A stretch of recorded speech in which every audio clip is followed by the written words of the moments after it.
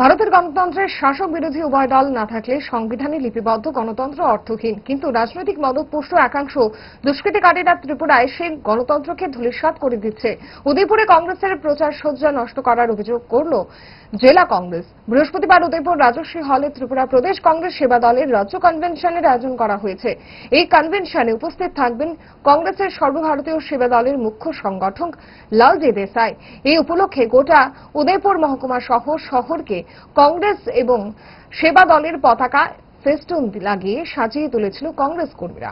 কিন্তু গত দুদিন ধরে দুষ্কৃতিকারীরা রাতের আধারে কংগ্রেস দলের প্রচার সজ্জাকে তছনছ করে দেয় এবং পতাকা ফেস্টুনগুলি তুলে নিয়ে যায়। বৃহস্পতিবার গোমতী জেলার জেলা কংগ্রেস সভাপতি টোটন পাল সংবাদ মাধ্যমের সামনে অভিযোগের তীর ছুড়ে দেন বিজেপির বিরুদ্ধে। গতকাল গভীর রাতে বিজেপির দুষ্কৃতিকারীরা যারা বিভিন্ন অপকর্মের সাথে জড়িত এই উদয়পুর শহরে, তারা আমাদের সমস্ত ফ্ল্যাগ পোস্টার নেতাজি সুভাষ ব্রিজের উপর থেকে এবং তার পার্শ্ববর্তী এলাকা থেকে সমস্ত কিছু ছিঁড়ে ফেলে দিয়েছে নদীতে। অনেক ফ্ল্যাগ সেখানে তুলে নিয়েছে। নেতাজি সুভাষ ব্রিজে একটা ফ্ল্যাগের সেখানে চিহ্ন আমরা খুঁজে পাচ্ছি না। এই ঘটনা অত্যন্ত সেখানে নিন্দনীয়।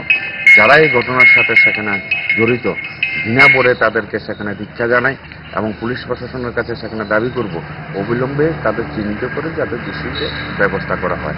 আর যে সমস্ত বিজেপি দুষ্কৃতিকারীরা সেখানে মনে করছেন এইভাবে ফ্ল্যাগ পোস্টার সেখানে প্রচার সজ্জা নষ্ট করে মানুষের মধ্যে ভীতি সঞ্চার করে কংগ্রেসের কর্মসূচিকে বানচাল করবেন বা কংগ্রেসকে দুর্বল করবেন, তারা মূর্খের স্বর্গে সেখানে বসবাস করছেন।